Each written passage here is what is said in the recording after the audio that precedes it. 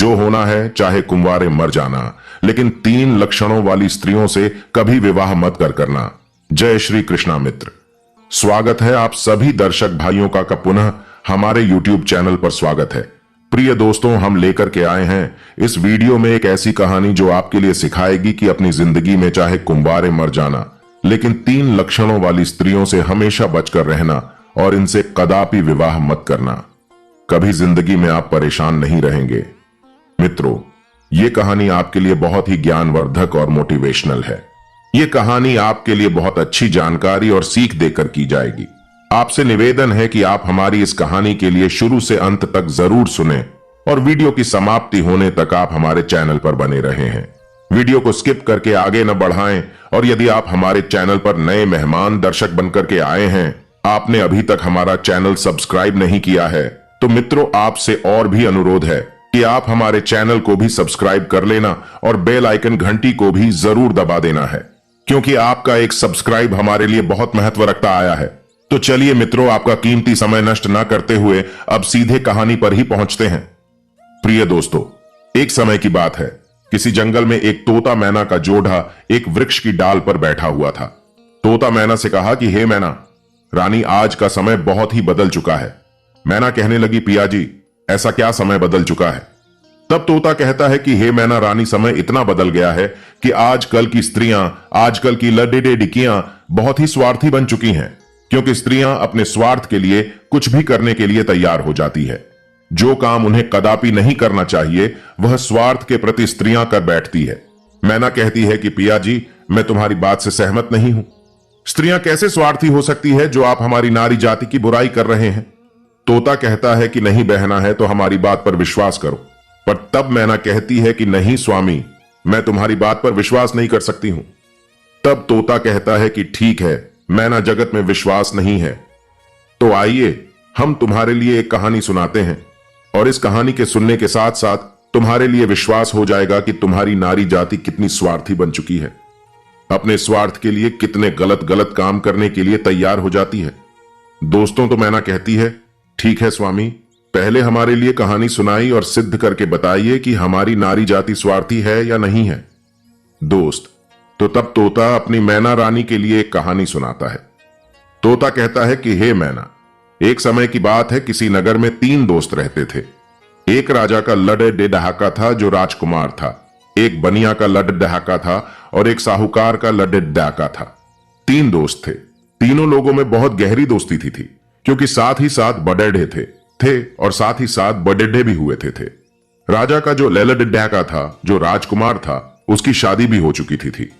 तो मित्रों, एक दिन की बात है कि तीनों दोस्त राजा के बगीचे में टहल रहे थे। तो राजकुमार ने, जो राजा का लड डहाका था, उसने अपने दोस्तों से कहा है कि है भाई, कल चलते हैं और अपनी पत्नी के लिए उसके मायके से बुला करके ले आते हैं, क्योंकि बहुत दिन हो चुके हैं और हमें अपनी पत्नी की बहुत याद आ रही है, इसलिए कल ससुराल में चलते हैं और तुम हमारे साथ चलो। और हम अपनी पत्नी को बुला लाया है दोस्तों। तब दोनों दोस्तों ने कहा, जो साहूकार का लद डहाका था और बनिया का लद डहाका था, जवाब दिया, भाई तुम तो अपनी ससुराल में पहुंच जाओगे और ससुराल में ससुर जी के महल में आराम से सो गए, लेकिन हम कहां जाएंगे? तब राजकुमार कहता है, मेरे भाई तुम कोई सराय देख लेना और रात की ही तो बात है, रात जरा में काट लेना और सुबह मैं अपनी पत्नी को लेकर के आ जाऊंगा। फिर आराम से घर पर चला रहा। दोस्तों, राजकुमार की बात को सुनकर कि उसके दोनों दोस्त साहूकार का लड डहाका और बनिया का लड डहाका जो था वह सहमत हो जाता है। एक बात आपके लिए और बताएं, बनिया का लड डहाका जो था वह बहुत ही चालाक और चतुर था, लेकिन जो राजा का लड डहाका राजकुमार और साहूकार का बेटा ये बिल्कुल भोले थे, नादान थे। दोस्तों, दोनों दोस्त जब सहमत हो गए, दूसरा दिन होता है तो दोनों दोस्त अपने दोस्त राजकुमार के साथ में वहां से चल देते हैं। चलते चलते ट्रेन इनके लिए रास्ता में लगाई गई और 3 दिन के बाद में वह राजकुमार अपने ससुराल के पास में जब पहुंचता है, उस नगर के पास में जब पहुंचता है, तो राजकुमार अपने दोनों दोस्तों से कहता है कि मेरे भाई यहां कोई सराय देख लेना और रात उस सराय में काट लेना और मैं ससुराल जाता हूं, सुबह जल्दी आ जाऊंगा। तोता कहता है कि है बहना, मैं राजकुमार। इतना कहने के बाद में अपनी ससुराल के लिए चला जाता है और इधर साहूकार का लड़का और बनिया का लड़का सराय की तलाश में निकल देते हैं। ढूंढते ढूंढते उनके लिए एक सराय दिखाई देती है और सराय के जब समीप पहुंचते हैं तो वहां उन्होंने देखा कि यहां खाने पीने की व्यवस्था सही है और रुकने की भी व्यवस्था सही नजर आ रही है। दोस्तों, सराय के गेट पर जब वे पहुंचे तो वहां उन्होंने एक बुढ़िया को देखा था। उस बुढ़िया के पास में जाकर के कहने लगे कि हे माता, आप हमें सराय में रात व्यतीत करने के लिए आए हैं और सुबह चले जाएंगे। हमारे लिए इस सराय में जगह दे दो जो हम रात सही से काट सकें। दोस्तों, दोनों की बात को सुनकर के वह बुढ़िया जो थी वह कहने लगी, देखो बेटा, चाहे कहीं भी रुक जाओ, चाहे कहीं जाकर के रात काट आ जाए, लेकिन सराय में आप रुकें। इस सराय में आप रात गुजार रहे हैं। जवाब दिया क्यों? तब बुढ़िया कहती है, मेरे पुत्र है, इसमें अगर आप रुके तो आप जिंदा नहीं बचेंगे, क्योंकि आपकी मृत्यु हो जाएगा। दोस्तों, इस तरह से मैं बुढ़िया ज्योति साहूकार के लड़का था और बनिया के लड़का को समझा रही थी। तब तक क्या साहूकार का लड़का देखता है, उसकी नजर पहुंच जाती है कि एक बहुत सुंदर लड़की, बहुत सुंदर युवती थी, गेट के भीतर उस साहूकार के लड़का को दिखाई दे जाती है। साहूकार के लड़का ने जब सुंदर युवती देखी तो वह उस पर मोहित हो गया और उसके साथ रात रुकने के लिए वह तैयार था। उतावला हो रहा था कि किसी न किसी तरीके से हम इसके साथ रात गुजार रहे हैं। मित्रों, इधर में बुढ़िया समझाती रही, लेकिन साहूकार का लड़का नहीं बाला था। साहूकार का लड़का जो था वह कहता हुआ अपने दोस्त से चला गया, फिर दोस्त, मुझे कई जगह मिल जाए तो तू रोक लेगा और हम तो इसके साथ में रुकेंगे। दोस्तों, इतना कहने के बाद में मैं साहूकार का लड़का जो था उस सुंदर युवती के साथ में रुकने के लिए अंदर के लिए चला गया, जो सराय में एक हॉल, दादा रोहतास हॉल टाइप का एक कमरा था।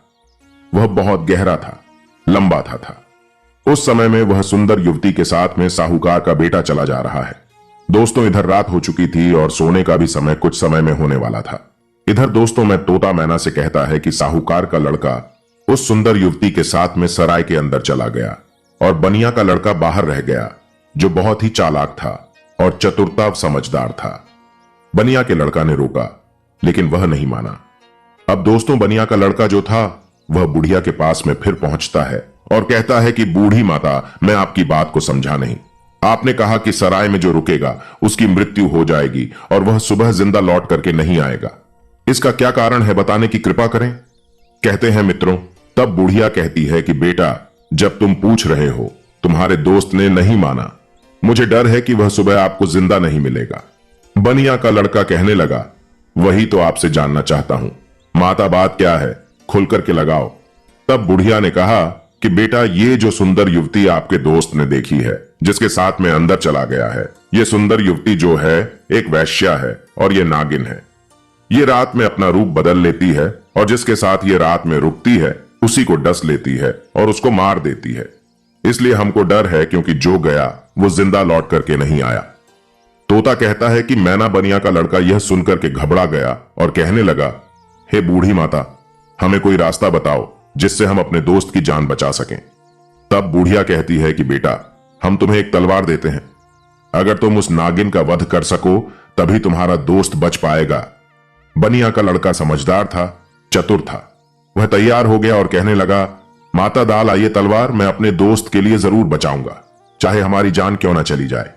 मित्र, बुढ़िया तलवार देती है और वह चुपके से सराय के अंदर घुस जाता है और जहां उसका दोस्त साहूकार का बेटा था उस बैरसिया के साथ में लेटा हुआ था, वहीं पास में एक कोने में जाकर के बैठ जाता है। इधर दोस्तों इंतजार करने लगता है कि कितने वक्त यह नागिन का रूप धारण करे और हम इसको मार रहे हैं।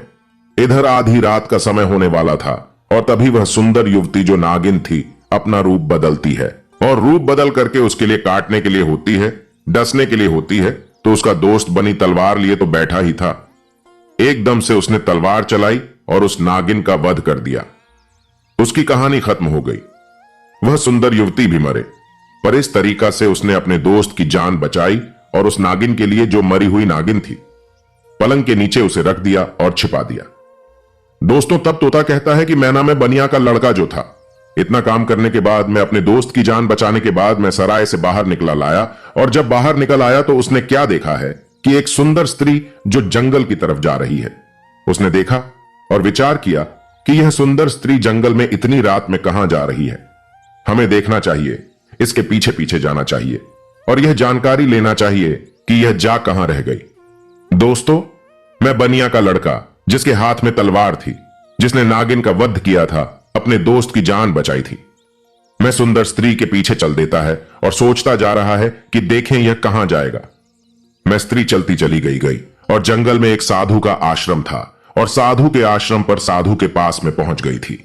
साधु से जाकर के उसने मुलाकात की और वह सारा नजारा बनिया का लड़का दूर से ही देख रहा था। साधु से मिलने के बाद हर बार सुंदर स्त्री कहने लगी। जब उसका जाने का समय हुआ तो उसने हाथ जोड़ करके कहा कि आपसे आजादी आज की मुलाकात हुई है। साधु कहने लगा, हो क्यों? क्योंकि जब दिया हमारे पति हमें बुलाने के लिए आ रहे हैं, हमारे घर पर ठहरे हुए हैं और कल मैं अपने पति के साथ ससुराल चली जाऊंगा। आज के बाद फिर मैं आपसे मिलने के लिए नहीं आऊंगा। दोस्तों, तब मैं साधु कहने लगा, और रोजाना तो हमारे पास आते थे, लेकिन अब हमें धोखा देकर की जा रही है, अपने पति के साथ जा रही है। जवाब दिया, हां, मेरा पति हमारे घर पर ठहरा हुआ है और कल मैं ससुराल चली जाऊंगी। हमें माफ करना, अब मैं आज के बाद तुम्हारे पास मिलने नहीं आऊंगा। दोस्तों, उस सुंदर स्त्री की बात को सुनकर के साधु को गुस्सा आ जाता है और साधु जो है गुस्सा में उसकी नाक काट लेता है, और जब उसकी नाक कट जाती है तो उसकी पीड़ा होती है और वह पीड़ा को सहन करती हुई चिल्लाती हुई अपने घर के लिए भाग खड़ी हुई। इधर दोस्तों में बनिया का लड़का सारी बातें सुन रहा था, यह नजारा देख रहा था। उस बनिया के लड़का को बहुत गुस्सा आ गया और उसने गुस्से में साधु को मार दिया, उसकी हत्या कर दी और उसको मार करके वहां से तुरंत में चल देता है और वहां से चला रहा है और आगे चल करके एक मंदिर था और उसी मंदिर में जाकर के छिप करके भीतर बैठ गया। अब वह सोचता है कि हे प्रभु, इस दुनिया में हो क्या रहा है। इधर दोस्तों क्या हुआ, जो वह बनिया का लड़का मंदिर के अंदर बेचारा चुपचाप बैठा हुआ था और वहीं पर कुछ चोर आते हैं और चोर मंदिर के बाहर से हाथ जोड़ करके कहते हैं कि हे देवी मां, हम चोरी करने के लिए जा रहे हैं, अगर यह हमारी चोरी आसानी से हो जाए, हम न पकड़े जाएं, तो कल हम तुम्हारे पास तुम्हारे लिए राजा की लड़की को लाएंगे और उसकी बलि चढ़ाएंगे। इतना कहने के बाद में दोस्तों बाइक चोर अपनी चोरी करने के लिए चले जा रहे हैं और जो अंदर बनिया का लड़का बैठा था, उसने जब चोरों की बात को सुना तो उसके पैरों तले जमीन खिसक गई। यह क्या हुआ? यहां भी एक हत्या होने वाली है, यहां भी एक मर्डर होने वाला है। हे प्रभु, यह हो क्या रहा है? दोस्तों, मैं बनिया कलर का विचार करता है कि चाहे कुछ भी हो जाए, लेकिन मैं राजा के एलएडी डिहाके की हत्या नहीं होने वाले। यह सोचकर के मैं मंदिर में बैठा था। इधर दोस्तों क्या हुआ, वह स्त्री तो थी जिसकी नार साधु ने काटी थी अपने घर पर पहुंची। उसने रोना धोना बंद कर दिया क्योंकि पीड़ा तो सता रही थी। फिर उसने विचार किया, अगर सुबह लोग हमको देखेंगे तो पता नहीं न जाने मेरे बारे में क्या कहेंगे। हमें शर्म से अपना सर नीचा झुकाना पड़ेगा। क्यों ना हम अपने पति को हंसा दें और यह कह दें कि हमारे पति ने मेरी नाक काट दी। दोस्तों, वही हुआ, सवेरा होने वाला था और जैसे ही थोड़ा प्रकाश होने को था तभी वह चिल्लाने लगी और कहने लगी कि देखिए देखिए, हमारे पति रे हमारी मुलाकात का। दोस्तों, घर वाले जो थे वह एकदम भाग करके आते हैं और उसके पति को बंदी बना लेते हैं। जो राजकुमार था, जो राजा का लगाया था, उसको पकड़ लेते हैं और पकड़ करके वहां के राजा के सामने पेश कर देते हैं। राजा वह सारा वृतांत जान करके उसको जेल में डाल जाता है। दोस्तों, तब तोता कहता है कि हे मैना रहा है। अब आगे सुनिए क्या हुआ। इधर पूरा दिन व्यतीत हो गया। उसका दोस्त जो बनिया था, उसने पूरा दिन इधर उधर बैठ करके काटा और जब रात हो गई तब उसी मंदिर में जाकर के छिप करके बैठ गया, क्योंकि उसे मालूम था कि चोर राजा की लड़की को पकड़ करके जरूर लाएंगे, उसकी हत्या जरूर करेंगे, लेकिन मैं उसको जरूर बचाऊंगा। उसकी हत्या नहीं होने के बाद जब रात हो गई तो मंदिर में जाकर के तलवार को लेकर के छिप करके बैठ गया। इधर दोस्तों क्या हुआ, आधी रात जब होती है तभी वह चोर राजा की लड़की को पकड़ करके लाते हैं और मंदिर के बाहर बैठ जाते हैं। कुछ देर बैठ करके बातें करते हैं और कहते हैं कि देखिए, देवी मां ने हमारी कितनी टेर सुन ली है, कितनी सुंदर, कितनी बढ़िया हमें चोरी करवा दी है। हम पकड़े भी नहीं गए और बहुत मालदार भी बन जाएंगे, क्योंकि हमने बहुत माल बांटा है, स्त्रीका की बात है। कुछ देर करते रहे, फिर उनमें से एक बोला कि देख भाई, अब इस लड़की को जल्दी ले जाए और देवी मां के सामने उसका सिर काट दें और इसकी बलि चढ़ा दें। तो दोस्तों और चोरों में से एक चोर जो था वह राजा की लड़की को पकड़ करके अंदर कर मंदिर में प्रवेश करता है और देवी मां की जहां मूर्ति थी वहां पर ले जाता है और उस लड़की का सिर काटने के लिए जैसे ही वह चोर होता है तो बनिया का लड़का तो वहां तैयार ही बैठा हुआ था। उसने क्या किया कि चोर राजा की लड़की को नहीं काट पाया, उसका सिर नहीं काट पाया, उसकी बल नहीं चढ़ पाया। उससे पहले ही बनिया के लड़का ने उस चोर को मार डाला और चोर को मार करके उसकी लाश को एक साइड मंदिर में रख चला गया। इधर दोस्तों और चोरों में से एक चोर और कहता है कि देखिए भाई, वह हमारा साथी गया है, वह लौट करके नहीं आया। अरे तू जा जा और देख करके आ कि उसने बलि चढ़ा पाई या नहीं चढ़ा आई। दोस्तों, ऐसे ही दूसरा चोर जो अपने साथी को देखने के लिए जैसे ही मंदिर में प्रवेश करता है तो वह बनिया का लड़का तैयार बैठा हुआ था। उसने उसको भी मार दिया। कहने का मतलब यह है कि इसी तरीका से उस बनिया के लड़का ने जो जितने भी चोर थे सारे चोरों को मार दिया और उस राजा के लड़के की रक्षा किया था। जब सारे चोरों को मार देता है तब वह लड़की निर्भय हो जाती है। उसके बाद आता है मैं बनिया का लड़का राजा की लड़की से कहता है कि चलो हम तुम्हारे घर तक तुम्हें छोड़ आए। दोस्तों, मैं राजा की लड़की घबराई हुई थी, उस बनिया के लड़का के साथ में चल देती है। इधर तोता कहता है कि हे मैना, मैं राजा की जो लड़की थी वह बनिया के लड़का से प्रेम करने लगी और कहने लगी कि हम तुमसे विवाह करना चाहते हैं। दोस्तों, तो बातों ही बातों में मैं उसके घर तक पहुंच गया। घर के दरवाजे पर जैसे ही पहुंचा तो बनिया के लड़का ने मना कर दिया। नहीं नहीं, मैंने तुम्हारी रक्षा की है, इसका मतलब यह नहीं है कि हम तुमसे व्यवहार करें। मैं ऐसा कदापि नहीं कर सकता था। तब राजा की लड़की को गुस्सा आ गया और कहने लगी, अगर आप हमारे साथ शादी नहीं करेंगे तो मैं आपको अभी फंसा दूंगी। और जेल में दरबार बारवाल बनिया का लड़का कहने लगा, जैसी आपकी मर्जी, लेकिन मैं शादी नहीं करूंगा। दोस्तों, तभी राजा की लड़की दरवाजे पर चिल्लाती है और कहती है कि बचाओ बचाओ, हमको पकड़ करके ले जाना चाहता था और हमारी इज्जत लूटना चाहता था। दोस्तों, इधर राजा की लड़की को चिल्लाते हुए सैनिकों ने देखा तो सैनिकों ने भाग करके उस बनिया के लड़का को पकड़ लिया और राजा के सामने पेश कर दिया और कहा कि राजा साहब, यह तुम्हारी लड़की की इज्जत लूटना चाहता था, यह आपकी लड़की को पकड़ करके ले जा रहा था। वह तो आपकी लड़की चिल्लाने लगी, इसलिए मैंने बचा लिया। अगर वह नहीं चिल्ला पाती तो यह आपकी लड़की के साथ में इज्जत से खिलवाड़ कर ही नहीं। दोस्तों, यह सुनने के बाद राजा को क्रोध आ गया और उसने पकड़ करके उस बनिया के लल्लेडेडेका को जेल में डाल दिया, जहां उसके दोनों दोस्त भी मौजूद थे, जो साहूकार का लल्लेडेडेका था और राजा का लडेका था। वह दोस्त भी उसे मिल गया, लेकिन साहूकार के लल्लेडेका को सराय वालों ने पकड़ दबा दिया, क्योंकि इसने एक वैश्या का सुंदर युवती का पद पा लिया है, इसलिए वह भी वहां मौजूद था। अब दोस्तों, तीनों दोस्त जेल में जाकर के मिल जाते हैं, एक दूसरे के साथ में वहां बैठ जाते हैं। इधर दोस्तों, अगला दिन हुआ और अगला दिन जब होता है तो वह राजा दरबार में तीनों के लिए बुलाता है, जो तीनों राजा ने पकड़ DDDH करके जेल में बंद किए थे। उन तीनों दोस्तों के लिए बुला लिया है और उन्हें सजा सुनाने के लिए तैयार किया जाता है। दरबार लगा हुआ था तो तोता कहता है कि हे मैना रानी, राजा ने जो साहूकार का लडेडेडहाका था, जिसने वैश्या का वध किया था, उसे अपने पास बुलाया और उससे कहा कि क्यों रे, तेरा क्या नाम है, कहां का रहने वाला है। तब वह लल्लेडेडिका कहने लगा, मैं साहूकार का बेटा था। राजा कहने लगा, तो यह बता कि तूने वैश्या का वध क्यों किया, उसे क्यों मारा।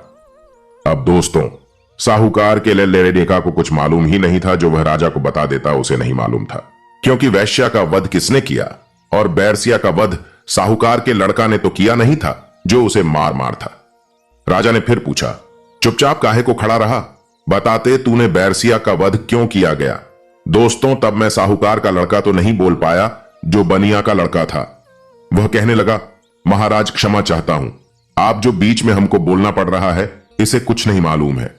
इसने बैरसिया का वध नहीं किया, क्योंकि बैरसिया कब्र हमने लिया है। राजा कहने लगा, तो बता तूने क्यों किया है, बात क्या है। दोस्तों, मैं बनिया का लड़का कहता है कि हे महाराज, आज हम अपने दोस्त के साथ में इसी साहूकार के लड़का के साथ में सराय में रुकने के लिए एक रात गुजारने के लिए गए थे। एक बूढ़ी मां ने मना किया था कि इसके अंदर ना रुको, क्योंकि जो रुकेगा वो सुबह जिंदा नहीं बचेगा। लेकिन यह हमारा दोस्त नहीं माना और इतने सुंदर वैश्या को देख करके रात गुजारने के लिए अंदर सराय में चला गया। मुझे उस बुढ़िया के द्वारा मालूम हुआ कि यह नागिन है और नागिन का रूप बना करके उसी को डस लेती हैं। तब मैं तलवार को लेकर अपने दोस्त की जिंदगी बचाने के लिए, जहां यह पलंग पर वैश्या के साथ में सोया हुआ था, वहीं एक कोने में जाकर के बैठ गया। और जैसे ही उस वैश्या नागिन ने रूप बदला और नागिन बनकर हमारे दोस्त को डसने के लिए हुई, मैंने तुरंत उसको मार डाला। अगर आपको विश्वास नहीं है तो जहां पलंग पड़ा हुआ है उसके नीचे हमने मरी हुई नागिन रख दी है, आप देखेंगी। दोस्तों, सैनिकों को भेजा गया और वहां सैनिकों ने जाकर की वह नागिन मरी हुई पाई। आकर के सारी बात राजा को बताई कि बात सत्य है। तो दोस्तों, राजा प्रसन्न हो गया और कहने लगा, ठीक है, तूने दोस्ती का फर्ज निभाया है, जो अपने दोस्त की जिंदगी बचाई है। अब दोस्तों, राजा साहूकार के लड़का को छोड़ देता था। उसके बाद में राजा जो था वह राजकुमार के लड़का को बुलाता है। उसके बाद में दोस्तों में राजा जो था जो राजा का लड़का राजकुमार था उसको बुलाता है और उससे पूछता है कि तू बता कि तूने अपनी पत्नी की नाक क्यों काटा था। अब दोस्तों उसको भी नहीं मालूम था नाक के बारे में कि नाक किसने काटी है। वह भी चुपचाप जा रहा था। राजा ने फिर दोबारा पूछा कि बोल क्यों नहीं रहा है कि तूने अपनी पत्नी की नाक क्यों काटी थी। तब दोस्तों बनिया का लड़का फिर से हाथ जोड़ करके कहने लगा कि महाराज हवा का इसको भी नहीं मालूम है, इसने अपनी पत्नी की नाक नहीं काटी है। नाक किसने काटी है वह सारा वृतांत मैं आपको सुनाता हूं। दोस्तों सारी बात उस बनिया के लड़का ने राजा को बताई कि यह साधु से प्रेम करती है। रात में साधु से मिलने के लिए गई। मैं उसके पीछे पीछे गया। इसने कहा कि मैं कल से तुमसे मिलने नहीं आ सकती, हमारा पति मुझे बुलाने के लिए आया है। यह सुनकर के उस साधु ने उसकी नाक काट ली और इसने आकर के अपने पति को फंसा दिया। इसने गलत किया है महाराज। राजा कहने लगा मैं तेरी बात पर विश्वास कैसे करूंगा। तब उस बनिया के लड़का ने कहा महाराज सैनिकों को भेजिए जहां साधु का आश्रम है, जाकर के देख लीजिए कि मैंने उस साधु का वध कर दिया है, उसे मार डाला। दोस्तों सैनिक जाते हैं, आश्रम पर उस मरे हुए साधु को देखते हैं तो आकर के राजा को बताते हैं कि राजा बात सत्य है। दोस्तों तब राजा उस राजकुमार को भी छोड़ देता है, वह भी बच जाता है। दोस्तों फिर तोता कहता है कि हे मैना, अब आई बारी उसी बनिया के लड़का की जिसने राजा के सामने अपने दोस्तों की जिंदगी बचा ली। राजा उस बनिया के लड़का से पूछता है कि तूने अपने दोस्तों बचा लिए, लेकिन अब तू बता कि तू हमारी लड़की को पकड़ करके क्यों ले जाना चाहता था, इसके साथ में दुर्व्यवहार करना क्यों चाहता था, इसकी इज्जत से खिलवाड़ करना क्यों चाहता था। अब तू नहीं बचेगा दोस्त। तब बनिया का लड़का कहता है कि महाराज क्षमा करें, आपकी लड़की जो है ना इसलिए हमें गलत फंसाया आया है। आपकी लड़की की बलि चढ़ाने के लिए कुछ चोर को पकड़ करके ले गई थी। मैं उसी मंदिर में था, मेरे हाथ में तलवार थी क्योंकि मैं साधु को मार कर करके आया था और आपकी लड़की को मारने के लिए जैसे ही एक चोर अंदर मंदिर में जाता है तो मैंने उसको मार दिया, दूसरा आता है उसको भी मार दिया। इसी तरीका से जितने भी चोर थे मैंने सब मार दिए और मंदिर में ही पड़े पड़े हैं। अगर विश्वास नहीं है तो सैनिकों को भेद करके देख लीजिए। दोस्तों वही हुआ। सैनिक जाते हैं मंदिर के पास में, मंदिर में जाकर के देखते हैं तो उन चोरों की लाशें पड़ी पड़ी थी। आकर के सारी बात सैनिकों ने राजा से कही कि राजा साहब बात सत्य है, आपकी लड़की की रक्षा की है, इसने इज्जत से खिलवाड़ करने की कोशिश नहीं की। मैं बनिया का लड़का कहता है हां राजा साहब, मैं आपकी लड़की को पकड़ करके क्यों ले जाए। और सन्नी बाहर आ रहा चोरों से बचा करके जब आपकी लड़की को घर छोड़ने के लिए आ रहा था तब आपकी लड़की हम पर आसक्त हो गई, प्रेम करने लगी और विवाह करने की जिद करने लगी। मैंने कहा कि मैं ऐसा कदापि नहीं कर सकता हूं। मैंने जिस लड़की की रक्षा की है और उसके बदले में मैं उसे विभाग करूं, उसकी इज्जत से खिलवाड़ करूं, ऐसा मैं नहीं कर सकता।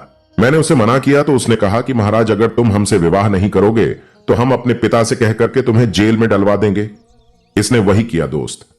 बनिया के लड़का की बात को सुनकर के राजा जो था उसका चेहरा शर्म से नीचे झुक जाता है और शर्म से जब चेहरा झुक गया तो उसने बनिया के लड़का को आजाद कर दिया और माफी मांगी कि जाइए बेटा, तुम आजाद हो, तुम्हारी गलती नहीं है दोस्त।